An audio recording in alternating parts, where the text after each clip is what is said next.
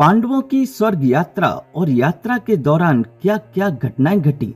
नमस्कार दोस्तों, स्वागत है आपका हमारे अद्भुत ज्ञान के चैनल पर। आज हम आपको महाभारत के एक महत्वपूर्ण भावनात्मक प्रसंग के बारे में बताने जा रहे हैं। 5 पांडवों की स्वर्ग यात्रा के दौरान क्या क्या हुआ। यह कथा हमें जीवन के विभिन्न पहलुओं, कर्तव्यों और मोक्ष की राह पर चलने की प्रेरणा देती है। तो चलिए जानते हैं इस कथा को विस्तार से। महाभारत युद्ध के बाद जब धर्मराज युधिष्ठिर ने हस्तिनापुर का राजपाट संभाला तो उन्होंने कई वर्षों तक धर्मपूर्वक शासन किया।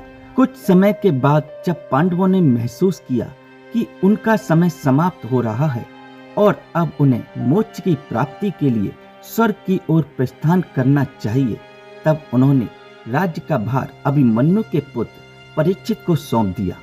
युधिष्ठिर, भीम, अर्जुन, नकुल, सहदेव और द्रौपदी ने राजसी वस्त्रों का त्याग कर साधारण वस्त्र पहन लिए और हिमालय की ओर स्वर्ग यात्रा के लिए प्रस्थान किया।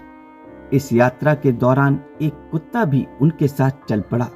इस प्रकार स्वर्ग की यात्रा शुरू हुई और पांडवों ने हिमालय की ऊंचाइयों की ओर कदम बढ़ाया। उनके साथ एकमात्र कुत्ता था जो युधिष्ठिर का साथी बनकर चल रहा था। उन्होंने अपने सांसारिक जीवन को पीछे छोड़ दिया और केवल स्वर्ग के द्वार तक पहुंचने की इच्छा के साथ आगे बढ़े। लेकिन यह यात्रा आसान नहीं थी।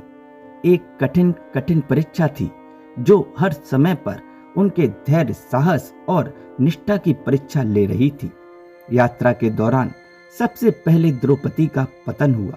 भीम ने युधिष्ठिर से कहा, हे धर्मराज, द्रौपदी क्यों गिर गई?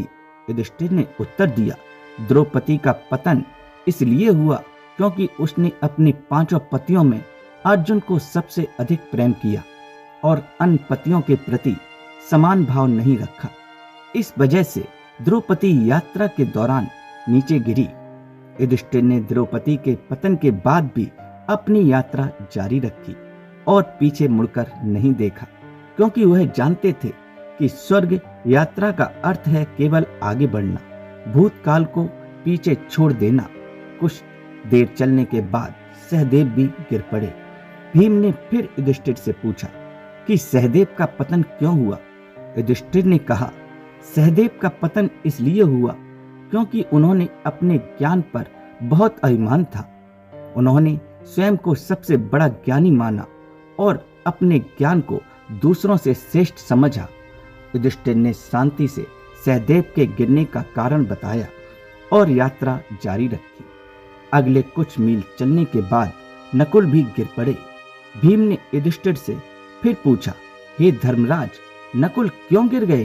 युधिष्ठिर ने उत्तर दिया, नकुल का पतन इसलिए हुआ है क्योंकि उन्हें अपनी सुंदरता पर अत्यधिक गर्व था। उन्होंने अपनी सुंदरता के कारण स्वयं को श्रेष्ठ समझा। फिर अर्जुन का पतन हुआ। भीम ने दुखी होकर पूछा, हे धर्मराज, अर्जुन जैसे महान धनुर्धर का पतन क्यों हुआ?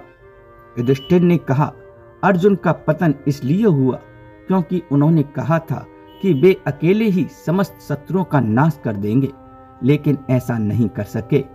यह उनका अहंकार था जो कि उनके पतन का कारण बना। युधिष्ठिर ने अर्जुन के पतन का कारण भी समझाया और बिना रुके यात्रा जारी रखी। अंत में भीम भी गिर पड़े। भीम ने गिरते हुए पूछा, हे धर्मराज, मेरा पतन क्यों हुआ?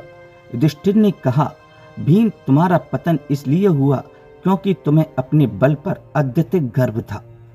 तुमने भोजन और शक्ति के लिए हमेशा अन्यायपूर्ण कामना की। भीम का भी पतन हो गया, लेकिन युधिष्ठिर बिना रुके आगे बढ़ते रहे। अब केवल युधिष्ठिर और कुत्ता ही बचे थे।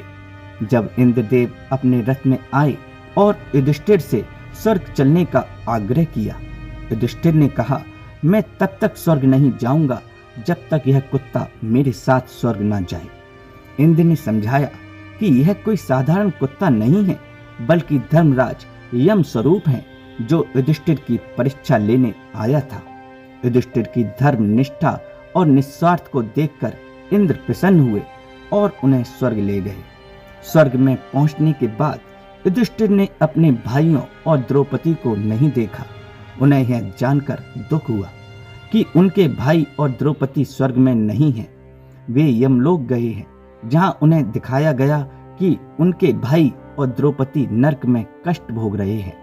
युधिष्ठिर ने कहा कि वह बिना अपने भाइयों और द्रौपदी के स्वर्ग में नहीं रह सकते। युधिष्ठिर की इस भावना को देखकर यमराज ने प्रकट होकर कहा कि यह केवल युधिष्ठिर की परीक्षा थी। उन्होंने अपने भाइयों और द्रौपदी के लिए अपने सुख का त्याग कर दिया है कि वे सच्चे धर्मराज हैं। तब युधिष्ठिर और उनके सभी भाइयों को द्रौपदी के साथ स्वर्ग का स्थान मिला। तो दोस्तों, इस प्रकार पांडवों की स्वर्ग यात्रा हमें यह सिखाती है कि जीवन की यात्रा में सत्य, धर्म और निस्वार्थ ही सर्वोच्च है। यह कहानी हमें यह भी सिखाती है कि हर कार्य का फल हमें इसी जीवन में या अगले जीवन में अवश्य मिलता है। तो दोस्तों, अगर आपको यह कहानी पसंद आई हो तो आप हमारे अद्भुत ज्ञान के चैनल को जरूर सब्सक्राइब करें और इस वीडियो को लाइक करें और अपने दोस्तों के साथ शेयर करें। हमसे जुड़े रहिए और हम मिलेंगे आपसे अगली बार एक और नई कथा के साथ। तब तक के लिए आपका बहुत बहुत धन्यवाद।